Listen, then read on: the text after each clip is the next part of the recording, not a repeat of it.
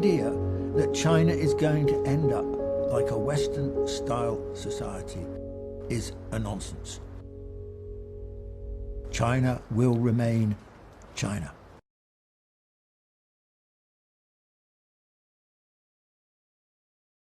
Now, there is a view in Hong Kong that Hong Kong did well in the period before 1997 because it was smart, because it was clever, because it was free, because it could get on with it, because it was with the British and so on. Now, I think that for the great part, this is a serious misinterpretation of history. Hong Kong did well between the late 1970s and the handover in 1997 because it got lucky. What do I mean by that? It got lucky because China in 1978 started to open up, bit by bit, step by step. It didn't open up fully until after the WTO agreement in 2001. So while it was still opening up in a piecemeal fashion, Hong Kong could take on some of the functions that otherwise China would have done. It would have like the front office in some senses for China. And so Hong Kong was the beneficiary of being able to do these things. One of these things, of course, was that if you were a Western firm, a European firm, an American firm, a Japanese firm, and a Korean firm, and you wanted to access the Chinese market, the easiest stopping point initially was to do it from Hong Kong. So it wasn't that they were very smart, it was that they got lucky. They got lucky not because of the British, they got lucky because of China and the role that China was performing. Now, of course, after WTO, then China increasingly, I mean, if you wanted to open up in the Chinese market, why would you go to Hong Kong? It became irrelevant. If you want to open up in the Chinese market, go to Shanghai, or go to Beijing, or go to Guangzhou, or go to Shenzhen, wherever you wanted to go. But you wouldn't, by and large, choose to stay in Hong Kong. So the raison d'etre, the cause of Hong Kong's relative success in that period, disappeared. And Hong Kong had to find a new role in the period after 1997. So it wasn't China's fault that this happened. This was a change of circumstances in the relationship between China and Hong Kong.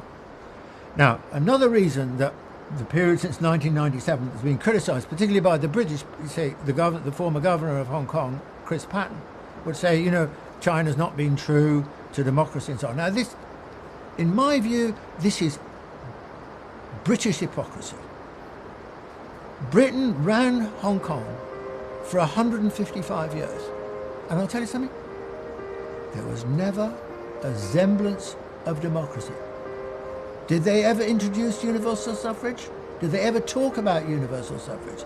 Not a word of it until after the handover agreement, and then with Chinese rule looming, then it became essential that Hong Kong was democratic in a Western-style fashion. This was hypocrisy. How should Hong Kong try and proceed now? Now, I think a word of criticism here of the Chinese government and its handling of Hong Kong. I think that one country, two systems, which was a brilliant solution to the problem of Hong Kong, a civilization state solution to the problem. A nation state would never think of those terms in those terms. But what is one country, two systems? How do you create the balance between the two? The project in the longer run is clearly to create a more unified country. It's not to just keep the two places entirely separate. And I think one of the difficulties that China has had is that initially its reaction to the handover, remember this is 1997, this is China just turning outwards into the world. There was a lot of publicity questioning about how China will conduct itself as the force behind Hong Kong and so on.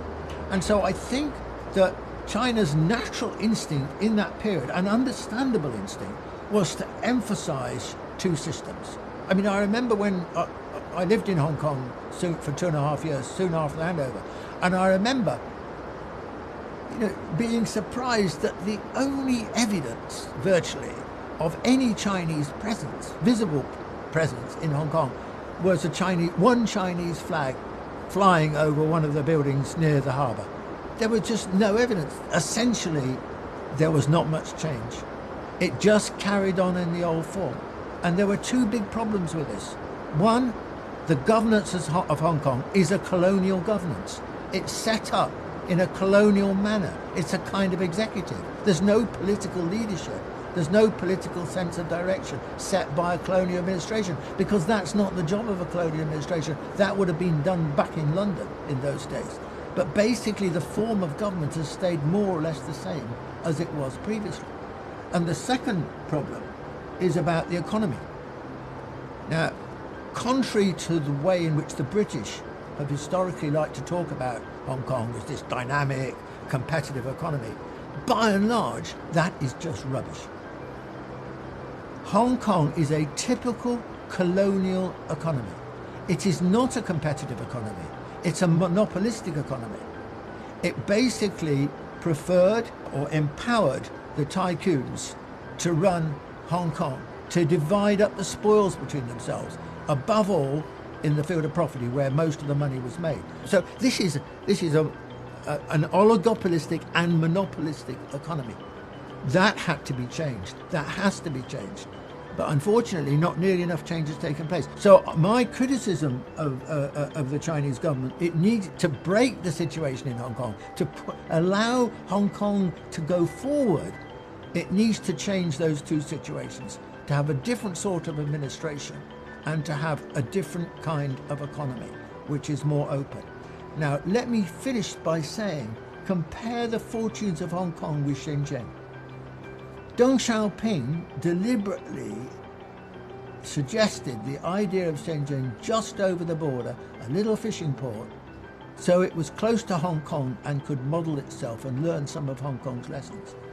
Now compare the situation of Hong Kong today with where Shenzhen today. Shenzhen has made absolutely electrifying progress. It is the technological center probably of China. It is the second only to Silicon Valley in its technical competence and innovation. And Hong Kong? There's nothing like that in Hong Kong. Hong Kong has made zero, they talked about it, but it made zero progress in this direction. I think that the Hong Kong people should press the Chinese government for more rapid integration in China's own plans. So that Hong Kong, rather than just thinking of itself as apart from China, it needs to think of itself more in terms of being part of China. You know, the mentality of the people is, we're different, we're not Chinese. Well, of course, for 155 years, they never learned anything about China. They speak Cantonese, sure, but they didn't know anything really about China. They were ignorant about the North. Their lines of vision were all westwards to Britain or the West or the United States later or Canada, etc., and never north to China.